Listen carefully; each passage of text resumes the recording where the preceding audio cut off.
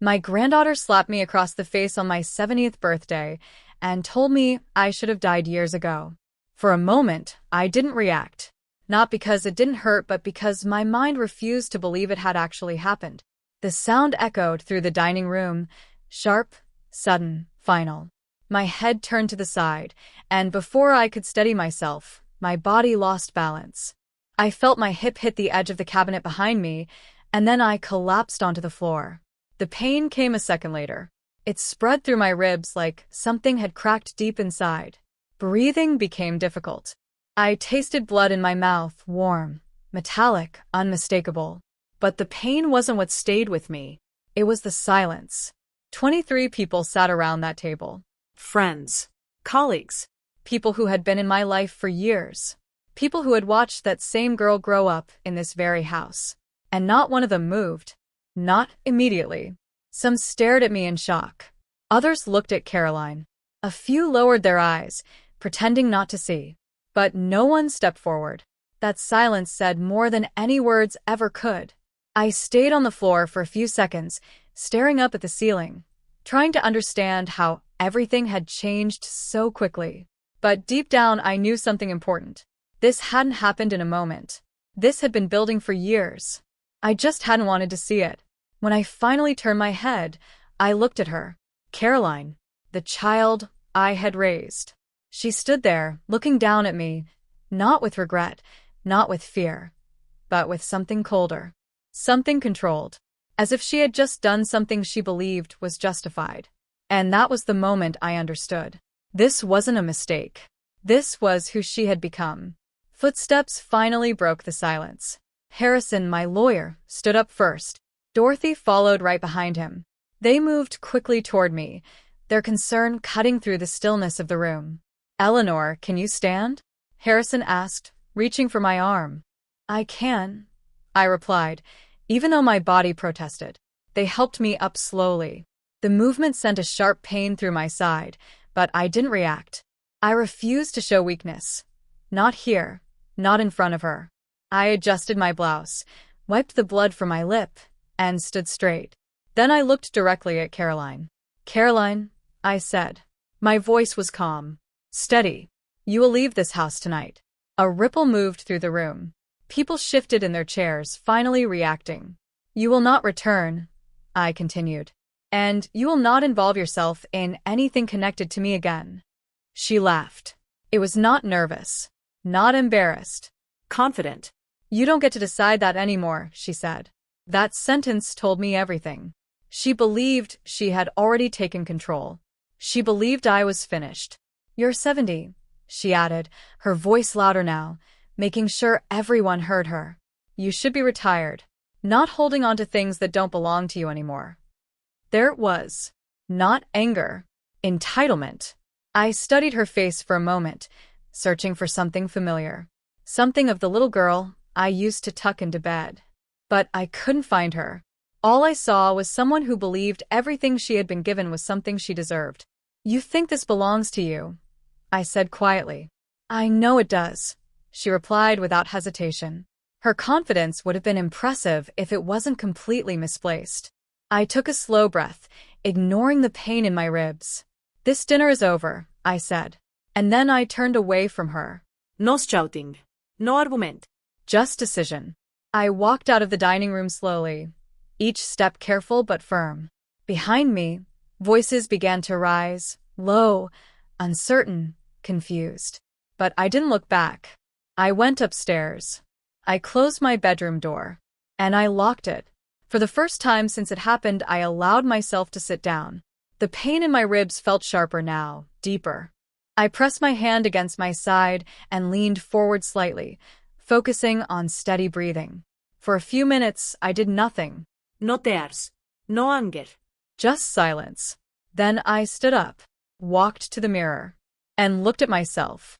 There was a cut on my lip, already swelling. My hair was slightly out of place. My blouse carried a small stain of blood. But my eyes were clear, focused. That was when I made my decision. Not emotional, practical. I walked to the phone and picked it up. Harrison, I said when he answered. Yes, he replied immediately. Come upstairs, I told him. Bring Franklin. There was a brief pause. Are you all right? He asked. I am, I said. And I meant it. We're coming, he replied. I hung up and sat back down, waiting. Within minutes, there was a knock on the door. I unlocked it. Harrison stepped in first, followed by Franklin, my accountant. Both of them looked concerned, but neither asked unnecessary questions. They knew me well enough. What do you need? Harrison asked. I looked at both of them. Then I spoke clearly. We're going to make changes tonight. Franklin immediately opened his laptop. Harrison placed his briefcase on the table. Tell us, he said. I took a slow breath. First, I said, her position in the company is terminated. Effective immediately. Franklin nodded, typing quickly. Second, all financial access connected to her, company accounts, credit lines frozen. Understood, he said. Third, I want every agreement reviewed, every document tied to her name. Harrison gave a slight nod. We'll go through everything. And finally, I said, looking at both of them, we act tonight. Franklin paused for a second. Everything, he asked. Yes, I said. Everything. The room went quiet. But this silence was different. This wasn't shock. This wasn't confusion. This was control. Because unlike the silence downstairs, this one had purpose. And by morning, her life would never be the same again. By the time the clock passed midnight, the house no longer felt like a place of celebration. It felt like a command center. The dining room downstairs had been cleared. The plates were gone, the candles extinguished, the voices of the guests replaced with a quiet, focused energy. What had started as a birthday dinner had turned into something else entirely. Something calculated. I sat at the head of the table again. My place. An ice pack rested against my ribs, dulling the pain just enough to think clearly. A cup of black coffee sat untouched beside me, slowly losing its warmth. Harrison was reviewing documents, flipping through pages with practiced precision. Franklin's laptop screen reflected numbers, accounts, access points. Everything that mattered. No one spoke unnecessarily. There was no need. We all understood what had to be done. Harrison, I said, breaking the silence, start with her employment contract. He nodded and pulled out a file. I reviewed it personally when she signed it. I continued. There's a clause for misconduct. There is, he confirmed, scanning the page. Termination for cause. Immediate. No severance. Good, I said. Franklin didn't look up. Her company cards are already flagged, he added. Access will be blocked within the hour. I gave a small nod. Efficient. That's how I had always run things. Not emotional. Not reactive. Precise. Caroline had always assumed her position in the company meant something permanent. That being close to me gave her control. But closeness is not ownership. And position is not power. Everything she had existed because I allowed it to exist. That was the difference she never understood. Next, I said, her financial dependencies. Franklin turned his screen slightly toward me. She has 3 active corporate accounts, 1 linked to travel, 1 to operational expenses, and 1 personal discretionary account funded through company distributions. Shut them down, I said. All of them, he asked. All. He nodded once and began typing. Within seconds, access points were being removed. Permissions revoked. Systems updated. There was no hesitation. Only execution. Harrison closed the employment file and opened another. The house in Wellesley, he said. That arrangement was structured as a loan. I remember, I replied. Outstanding balance is significant, he continued. And the agreement allows for immediate recall under breach conditions. I looked at him. Prepare the demand, I said. He held my gaze for a brief second, then nodded. Understood. Nothing in my life had ever been left unprotected. Every asset, every agreement, every transfer of money or authority had conditions. Not because I expected betrayal, but because I understood human nature. People change. And when they do, structure is the only thing that protects what you've built. Caroline had mistaken generosity for weakness. She had believed that everything given to her was unconditional, That mistake was now correcting itself. Franklin, I said, what about the trust? He paused for a moment before answering. The original trust fund? He asked. Yes. He exhaled slightly, then turned fully toward me. There's a clause, he said carefully. If there is documented abuse, the structure allows reversal. Define documented, I said. Witnesses. Evidence. A formal statement. I held his gaze. You have all three, he added quietly. I didn't respond immediately. Not because I was unsure, but because I understood exactly what that meant. That clause was included for a reason, I said after a moment. Yes, Franklin replied. Then we use it. He nodded. All right. Harrison spoke next. We'll need to prepare a sworn affidavit, he said. Something formal, clear, legally sound. Do it, I said. The room returned to silence.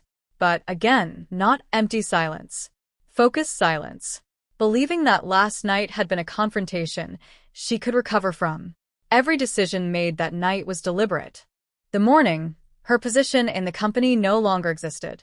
By 3, her financial access had been completely removed. By 4, the demand notice for the house was ready. And by 5, the trust was gone. Collapsed. Reclaimed. Everything she believed was secure had been taken back. Not emotionally. Legally. Cleanly. I signed the final document just as the first light of morning began to show through the windows. The pen moved steadily across the paper. No hesitation. No second thoughts. When I finished, I placed the pen down and leaned back slightly. It was done. Franklin closed his laptop. Harrison organized the documents into a sealed folder. Neither of them said anything. There was nothing left to say. A few minutes later, I stood up carefully. The pain in my ribs was still there, but it no longer mattered. I walked to the window. The sky was beginning to lighten. A new day. Simple. Ordinary.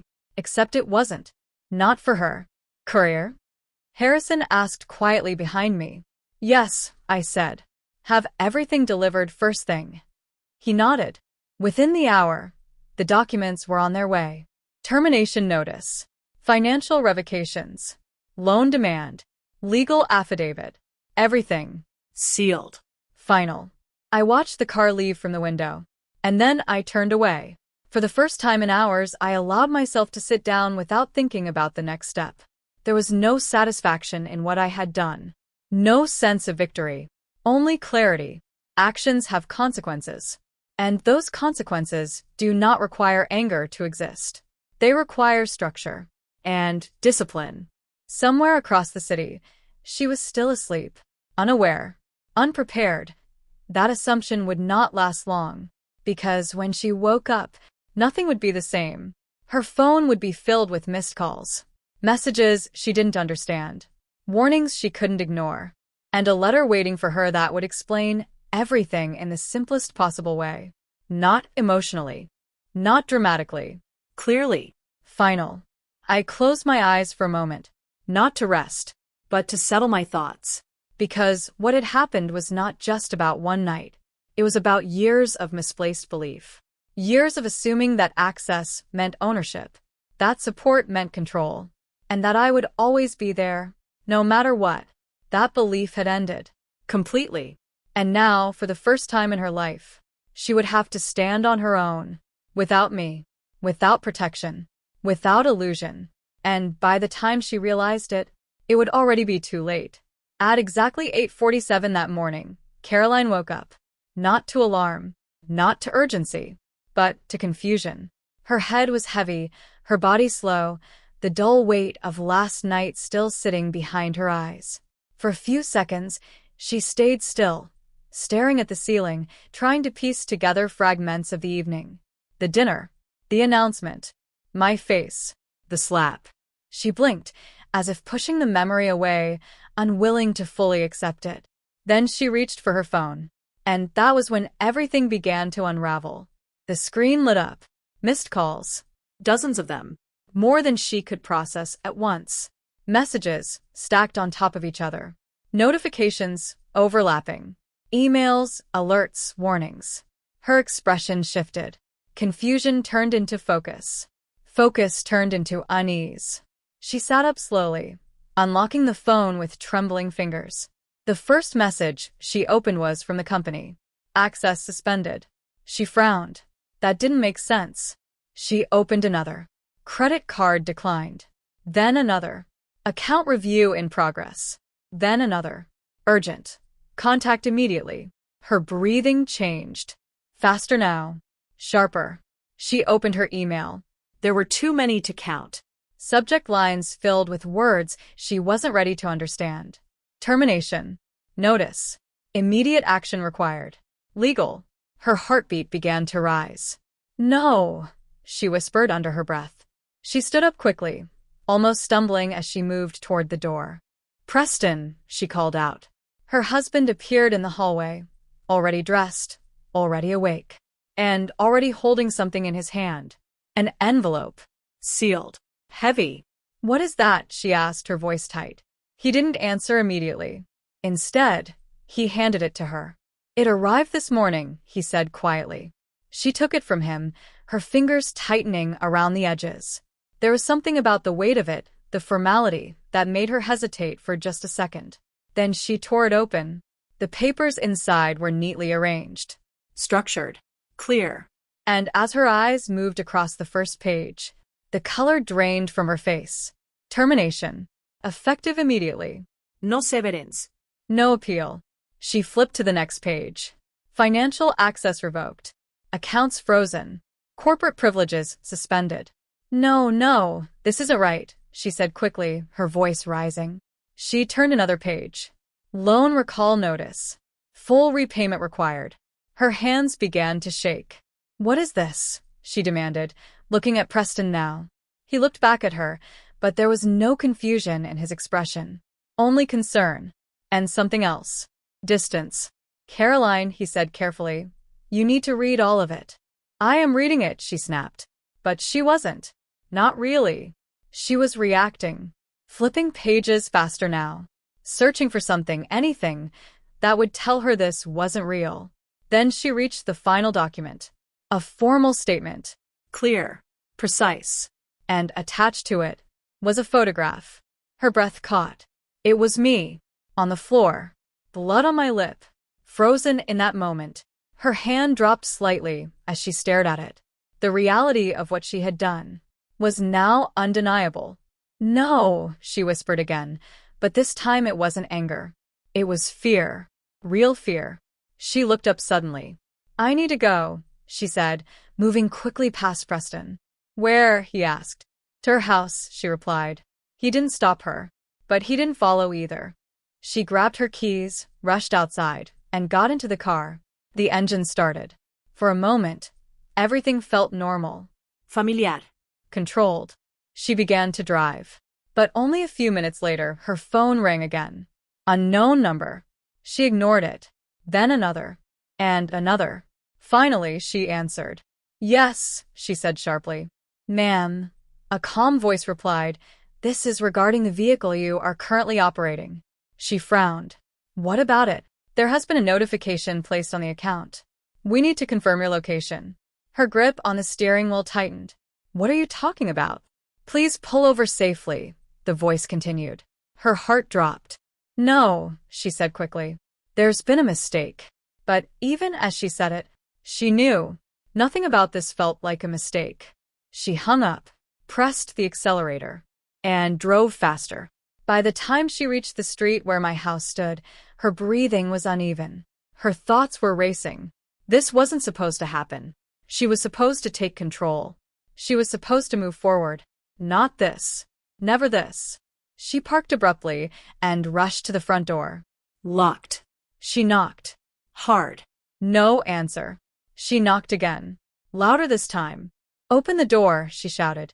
Silence. She tried the handle. Nothing. Her frustration turned into panic. Grandma, she called out, her voice breaking slightly. Still nothing. Minutes passed. Her knocking became pounding. Her voice louder, more desperate, until finally, a door opened next door. A neighbor stepped out, watching carefully. Is everything all right? They asked.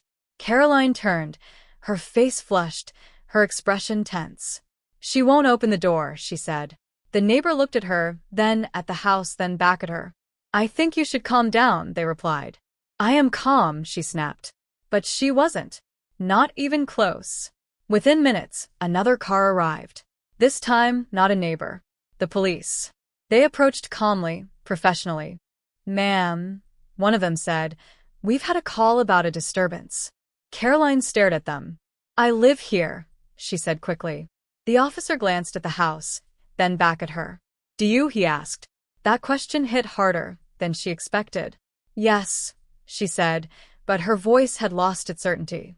Can you confirm that? He asked. She hesitated. Just for a second. People who had spoken to her respectfully just days ago were now responding with distance, or not responding at all. The tone had changed.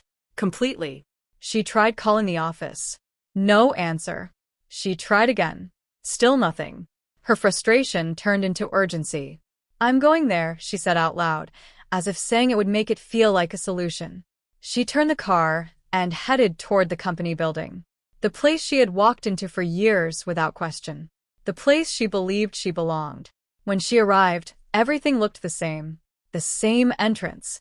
The same glass doors. The same front desk. But the moment she stepped inside, something felt different. The receptionist looked up. Not with a smile. With hesitation. Good morning, Caroline said, forcing confidence into her voice. No response. Just a brief glance toward the security desk. That was new. Is something wrong? Caroline asked. Before the receptionist could answer, a security guard approached. Miguel. She knew him. He had always greeted her politely. Always respectful. Always friendly. But today, his expression was different. Ma'am, he said carefully. I'm going to need you to come with me. Her stomach tightened. What do you mean? She asked. There's been an update to your access status, he replied. She let out a short laugh. This is ridiculous, she said. Just fix it. I have a meeting. I'm sorry, he said quietly, but you don't have access anymore.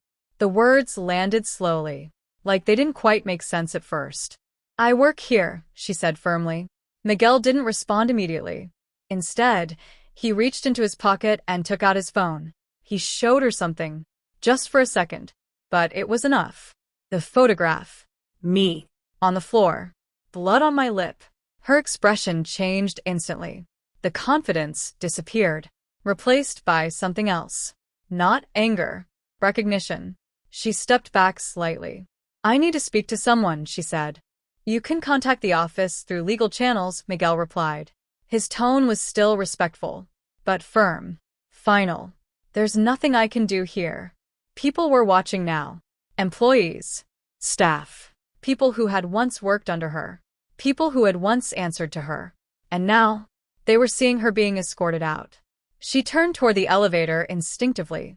Miguel stepped slightly in front of her. I can't let you go up, he said. That was the moment everything truly sank in.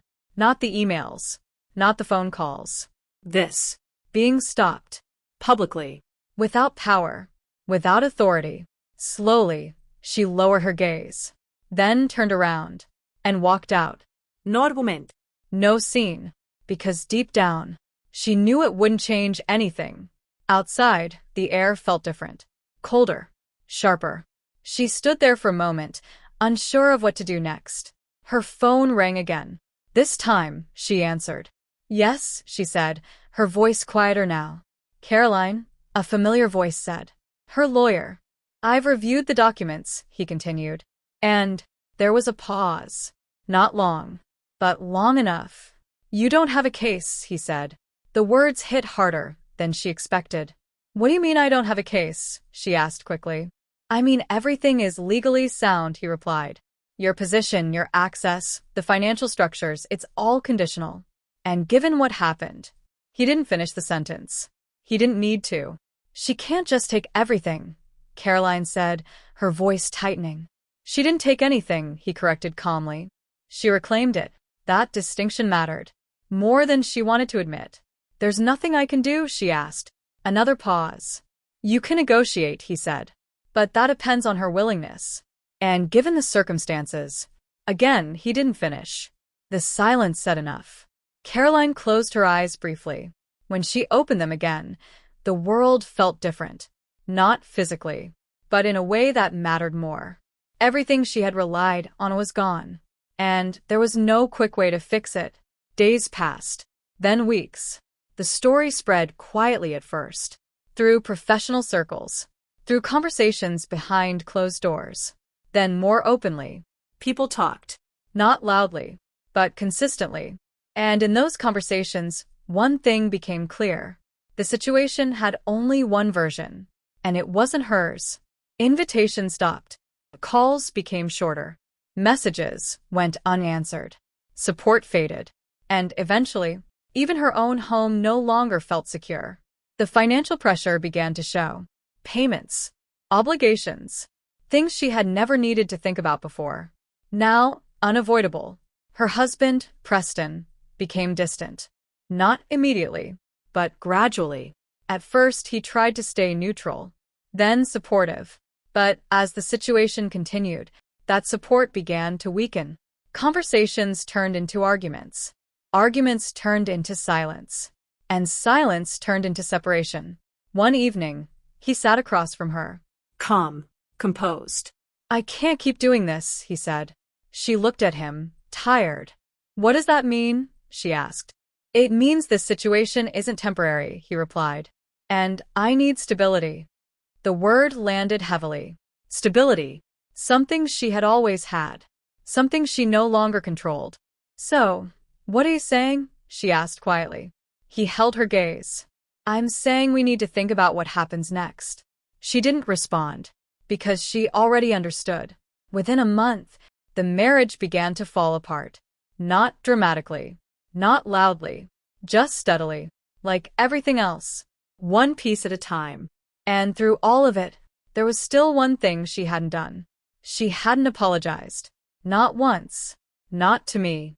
Not sincerely. Because accepting what she had done meant accepting everything that followed. And that was something she wasn't ready for. Not yet. But time has a way of forcing people to face themselves, whether they want to or not. 6 months passed. By then, Caroline's life looked nothing like it had before. The large house was gone, sold to cover what she owed. The car she once drove without thinking twice had been taken back. The accounts that once gave her comfort no longer existed. She lived in a small apartment now. Nothing special, just enough. For the first time in her life, she had to think before spending. Had to plan her days around limitations instead of freedom. Had to work without the safety net she had always assumed would be there. She found a job. Not a position of authority. Not something impressive. Just a basic role at a small agency. Answering calls. Organizing files. Doing tasks she had once assigned to others without a second thought. At first, she hated it.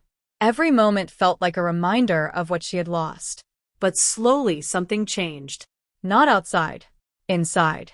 Because when everything is taken away, there is nothing left to distract you from yourself. No status. No control. No ilusión. Just truth.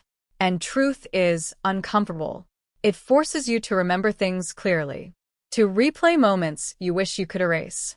To hear your own words, exactly as they were said. She began to think about that night. Not the way she had before. Not with anger. But with clarity. She remembered standing there, looking down at me, saying those words. And for the first time, she understood them. Not just what she said, but what they meant. The weight of them. The damage. It wasn't just disrespect. It was rejection. Of everything I had done for her. Everything I had given. Everything I had been. That realization didn't come all at once. It came slowly. Over weeks. Over quiet nights. Over moments where there was nothing else to focus on. She started therapy. At first, reluctantly. Then consistently. Twice a week. Sitting in a room where she could no longer avoid herself. Where excuses didn't hold. Where blame didn't work. And where, eventually, honesty became unavoidable. By then, Caroline's life looked nothing like it had before. The large house was gone. Sold to cover what she owed. The car she once drove without thinking twice had been taken back. The accounts that once gave her comfort no longer existed. She lived in a small apartment now. Nothing special, just enough. For the first time in her life, she had to think before spending. Had to plan her days around limitations instead of freedom. Had to work without the safety net she had always assumed would be there. She found a job.